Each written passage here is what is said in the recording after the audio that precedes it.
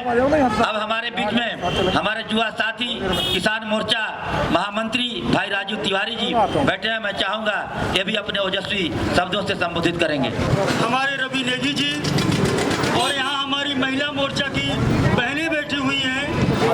मैं सबको धन्यवाद करता हूँ कि आप लोग इतनी ठंड में गरीबों के हक के लिए आप लोग बैठे हो। आज केजरीवाल सरकार उसके घर के सामने हमारे तीनों मेयर, हमारी पार्षद बहनें आज कई दिनों से ठंड में, कड़कती हुई ठंड में बैठे हुए हैं। और ये दिल्ली का मुख्यमंत्री जो अपने घर में हीटर लगा के रजाई गद्दे में बैठा हुआ है और इसके कानों में चू तक नहीं रेंग रही, इसको दिखाई नहीं पड़ रहा, जो गरीबों का हक मार रहा है, पैसे नहीं दे रहा। और जो बैठे हुए हैं उनके ऊपर भी इसको दया नहीं आ रही कि ये पैसा रिलीज करे। जो मजबूर लोग हैं, जो हमारे गलियों की सफाई करते हैं, जो पूरे दिन दिल्ली को चमकाते हैं, आज उनका पैसा मारकर बैठा हुआ है मुख्यमंत्री।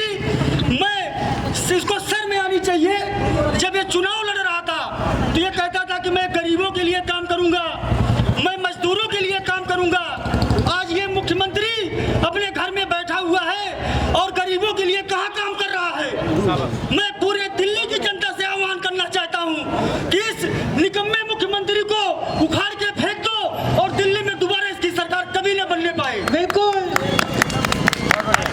और मनीष सिसोदिया जी जो यहाँ का विधायक है, मैं भली भांत जानता हूँ इनको। जब ये चुनाव लड़ रहे थे तो हमारे कार्यालय में आते थे और वहाँ बहस करते थे कि मैं पूरा विधानसभा चमका दूंगा, पूरे विधानसभा में ऐसा कर दूंगा।